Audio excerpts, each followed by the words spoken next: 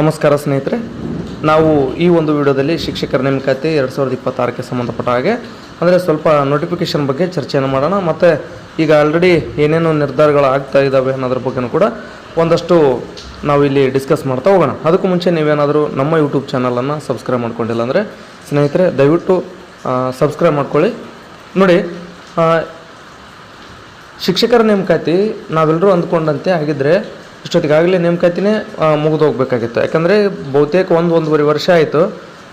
10,000, 15,000, 18,000 ಹೀಗೆ ಒಂದು ನಿರ್ದಿಷ್ಟವಾದಂಥ ಸಂಖ್ಯೆ ಇಲ್ಲ, ಬಟ್ ನೇಮಕಾತಿ ಮಾಡ್ಕೊಳ್ತೀವಿ ಅಂತಲೇ ಹೇಳ್ತಾನೆ ಬಂದಿದ್ದರು. ಒಂದು ವೇಳೆ ಏನಾದರೂ ಕಳೆದ ವರ್ಷದಲ್ಲೇ ಈ ನೋಟಿಫಿಕೇಷನ್ ಏನಾದರೂ ಹೊರಡಿಸಿದರೆ ಇಷ್ಟೊತ್ತಿಗಾಗಲೇ ಏನಾಗಿರ್ತಿತ್ತು, 2025 ಆರಂಭದಲ್ಲೇ ಈ ರೀತಿ ಹೊಸ ಶಿಕ್ಷಕರ ನೇಮಕಾತಿ ಮಾಡ್ಕೊಳ್ತೀವಿ ಅಂತ ಹೇಳಿದರು. ಆ ರೀತಿಯಾಗಿದ್ದರೆ ಇಷ್ಟೊತ್ತಿಗೆ ನೋಟಿಫಿಕೇಷನ್ ಹೊಡಿಸಿ ಅಪ್ಲಿಕೇಶನ್ ಸ್ಟಾರ್ಟ್ ಆಗಿ ಎಕ್ಸಾಮ್ ಮುಗಿದು ನಂತರ 1:2 ಡಾಕ್ಯುಮೆಂಟ್ ವೆರಿಫಿಕೇಷನ್ ಆಗಿ 1:1 ಫೈನಲ್ ಕೂಡ ಆಗಿರಬೇಕಾಗಿತ್ತು. ಬಟ್ ಯಾವಾಗ ಅದು ನೇಮಕಾತಿಗೆ ಸಂಬಂಧಪಟ್ಟಂತೆ ಅವರು ಹೇಳಿಕೆಯನ್ನು ಕೊಡ್ತಾ ಇರೋದನ್ನು ನಾವು ಗಮನಿಸಿದರೆ, ಸೊ ಆದರೆ ನೇಮಕಾತಿ ಮಾಡಬಾರ್ದಂತಲ್ಲ, ನೇಮಕಾತಿಗೋಸ್ಕರ ಪ್ರಯತ್ನ ಪಟ್ಟಿದ್ದಾರೆ ಅವರು. ಆದರೆ ಸಮಸ್ಯೆ ಏನು ಅಂತಂದರೆ ಒಳ ಮೀಸಲಾತಿಗೆ ಒಂದಷ್ಟು ಏನು ಸಮಸ್ಯೆ ಇತ್ತು, ಆ ಸಮಸ್ಯೆಗಳಿದ್ದು ಮತ್ತು ಬೇರೆ ಬೇರೆ ಕಾರಣಗಳು ಕೂಡ ಇದ್ದು. ಯಾಕಂದರೆ ಹಣಕಾಸು ಇಲಾಖೆ ಪರ್ಮಿಷನ್ ತೊಗೋಬೇಕಾಗಿತ್ತು, ಅವೆಲ್ಲವೂ ಕೂಡ ಇದ್ದು.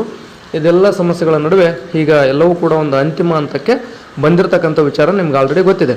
ಆ ಕಾರಣದಿಂದಾಗಿ ನೋಟಿಫಿಕೇಷನ್ ಯಾವಾಗ ಆಗಬಹುದು ಅನ್ನೋಂಥದ್ದು ಸ್ನೇಹಿತರೆ ನಾನು ನಿನ್ನೆ ಮಾಡಿರ್ತಕ್ಕಂಥ ಒಂದು ವಿಡಿಯೋದಲ್ಲಿ ಹೇಳಿದ್ದೆ.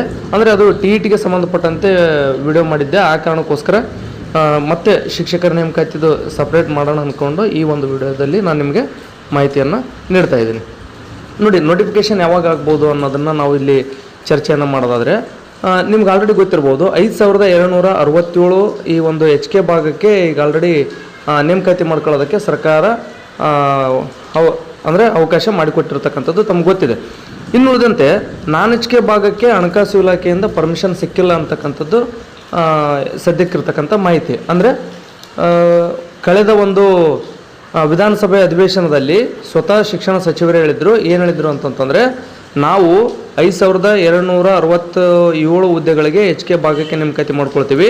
ಇನ್ನುಳಿದಂತೆ 5,000 ಹುದ್ದೆಗಳಿಗೆ HK ಭಾಗಕ್ಕೆ, ಇಲ್ಲಿ HK ಅಂದೇನೂ ಗೊತ್ತಾಗಲಿಲ್ಲ, ಇದು HKಗೆ ಅಂದರೆ 5,267 HK ಭಾಗಕ್ಕೆ ನಾವು ನೇಮಕಾತಿ ಮಾಡ್ಕೊಳ್ತೀವಿ, ಅದು ಫೈನಲ್ ಆಗಿದೆ.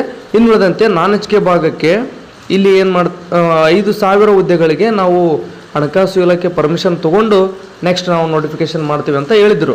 ಬಹುತೇಕ ಈ ಒಂದು ವಿಷಯದ ಬಗ್ಗೆ ನೀವು ಆಗಾಗ ಚರ್ಚೆ ಅಂದರೆ ನೋಡ್ಕೊಂಡು ಇದ್ರಿ ಅಂತಂದರೆ ನಿಮ್ಗೆ ಈ ವಿಚಾರ ಗೊತ್ತಿರುತ್ತೆ. ಬಟ್ ಗೊತ್ತಿಲ್ಲ ಅಂದ್ರೂ ಕೂಡ ಈಗ ತಿಳ್ಕೊಡ್ರಿ. ಏನಂತಂದರೆ ಅಧಿವೇಶನದಲ್ಲಿ ಶಿಕ್ಷಣ ಸಚಿವರು ಈ ರೀತಿಯಾಗಿ ಹೇಳಿದರು.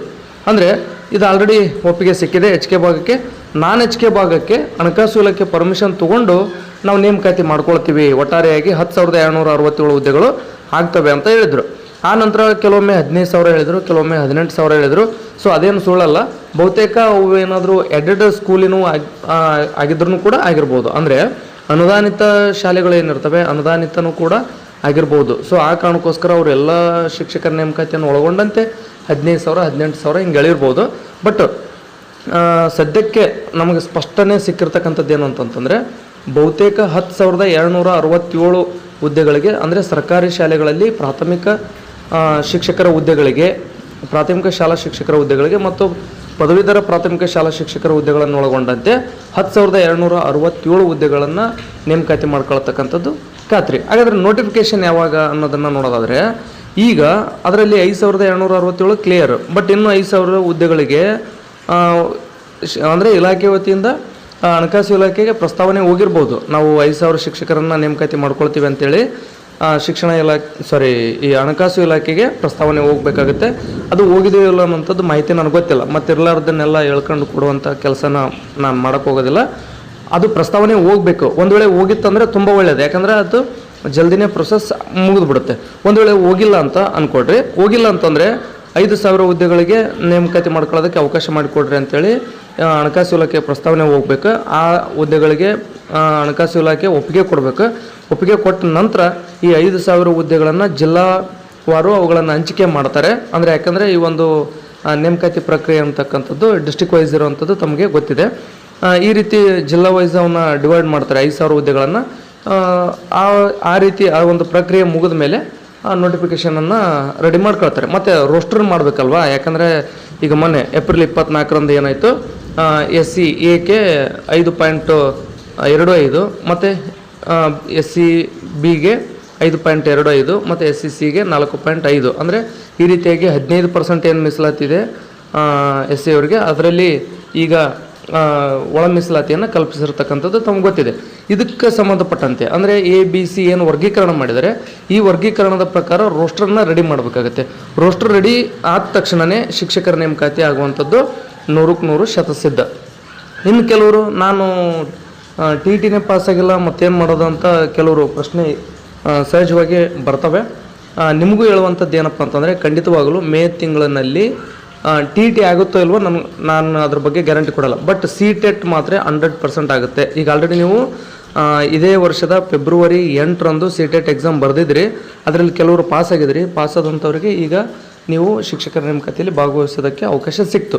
ಇನ್ನು CTET ಪಾಸ್ ಆಗದೇ ಇರುವಂಥವ್ರಿಗೆ ಮತ್ತೊಮ್ಮೆ ನಾನು ಹೇಳ್ತಾ ಇದ್ದೀನಿ, ಇದೇ ಮೇ ತಿಂಗಳಿನಲ್ಲಿ CTET ನೋಟಿಫಿಕೇಷನ್ ಆಗುತ್ತೆ. ಯಾರೆಲ್ಲ 2026 ಫೆಬ್ರವರಿ 8ರ ಒಂದು ಎಕ್ಸಾಮ್ನಲ್ಲಿ CTET ಕ್ಲಿಯರ್ ಮಾಡ್ಕೊಳಕ್ಕೆ ಆಗಿಲ್ವೋ ಅವರು ಈ ಒಂದು CTET ಅವಕಾಶ ಏನಿದೆ ಮತ್ತೊಮ್ಮೆ ಒಂದು ಅವಕಾಶವನ್ನು ಬಳಕೆ ಮಾಡ್ಕೊಳ್ರಿ. ಒಂದು ವೇಳೆ ನಮ್ಮ ಕರ್ನಾಟಕ TET ಆಯಿತು ಅಂದರೆ ನಿಮ್ಮ ಲಕ್, ನೀವು ಅಲ್ಲಿ KR TETಯನ್ನು ಪಾಸ್ ಮಾಡ್ಕೊಂಡು, ಅಂದರೆ ಕರ್ನಾಟಕ TETಯನ್ನು ಪಾಸ್ ಮಾಡಿಕೊಂಡು ನೀವಿಲ್ಲಿ ಶಿಕ್ಷಕರ ನೇಮಕಾತಿಯಲ್ಲಿ ಭಾಗವಹಿಸ್ಬೋದು. ಆದರೆ ಎಲ್ಲವೂ ಕೂಡ ನಾವು ಅಂದ್ಕೊಂಡಂತೆ ಆಗುತ್ತೆ ಅಂದ್ಕೊಳ್ಳುವಂಥದ್ದು ತಪ್ಪು. ಸೊ ಅಂದರೆ ಈಗ ಸನ್ನಿವೇಶಗಳು CETನೇ ಆಗಿಬಿಡ್ಬೋದು ಅಥವಾ TET ಕೂಡ ಆಗ್ಬೋದು.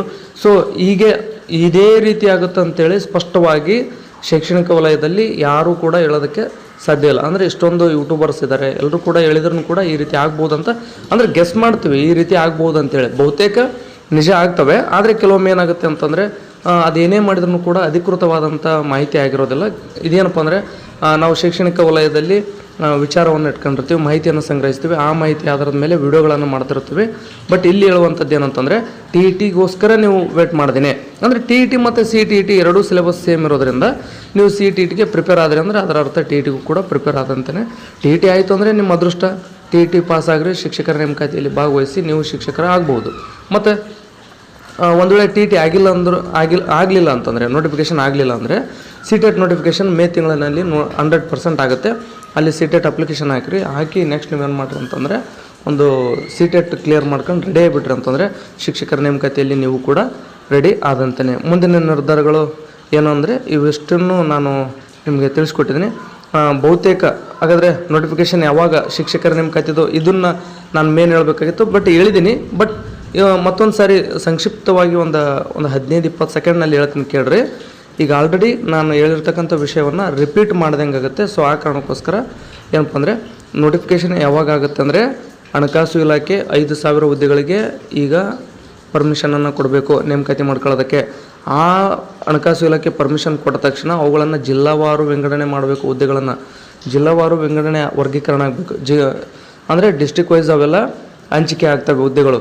ಹಂಚಿಕೆ ಆದ ನಂತರ ಅವುಗಳನ್ನು ಮತ್ತೆ ಈಗೇನು SC ಒಳ ಮೀಸಲಾತಿಯನ್ನು ಕಲ್ಪಿಸಿದಾರಲ್ವ, ಆ ಒಳ ಮೀಸಲಾತಿ ಅನ್ವಯ ಹೊಸ ರೋಸ್ಟರ್ನ ರೆಡಿ ಮಾಡಬೇಕು. ರೆಡಿ ಮಾಡಿದ ಮೇಲೆ ಈ ಹುದ್ದೆಗಳನ್ನು ಆ ರೀತಿಯಾಗಿ ಹಂಚಿಕೆ ಮಾಡಬೇಕು. ಹಂಚಿಕೆ ಮಾಡಿದ ತಕ್ಷಣವೇ ನೋಟಿಫಿಕೇಷನ್ ಆಗುತ್ತೆ. ಇದು ನೋಟಿಫಿಕೇಷನ್ ಯಾವಾಗ ಅನ್ನುವಂಥ ಒಂದು ಪ್ರಶ್ನೆಗೆ ಉತ್ತರ ಆಗಿದೆ. ಸೊ ನಾನು ಹೇಳ್ಬೇಕು ಅಂದ್ಕೊಂಡಿರ್ತಕ್ಕಂಥ ವಿಚಾರವನ್ನು ಸ್ಪಷ್ಟವಾಗಿ ಹೇಳಿದ್ದೀನಿ. ಆದಾಗ್ಯೂ ಕೂಡ ಏನಾದರೂ ಮಿಸ್ ಮಾಡಿದರೆ ತಾವು ಕಾಮೆಂಟ್ ಬಾಕ್ಸ್ ಅಂತೂ ಓಪನ್ ಇದ್ದೇ ಇರುತ್ತೆ. ನೀವು ಬೇಕಾದರೆ ಅಲ್ಲಿ ಪ್ರಶ್ನೆಯನ್ನು ಕೇಳಿ ನಾನು ತಪ್ಪದೇ ನಿಮ್ಮ ಎಲ್ಲರ ಪ್ರಶ್ನೆಗಳಿಗೆ ಉತ್ತರವನ್ನು ನೀಡ್ತಕ್ಕಂಥ ಪ್ರಯತ್ನವನ್ನು ಮಾಡ್ತೀನಿ ಅಂತ ಹೇಳ್ತಾ ಈ ಒಂದು ವಿಡಿಯೋ ಮುಗಿಸ್ತಾ ಇದ್ದೀನಿ. ಧನ್ಯವಾದ.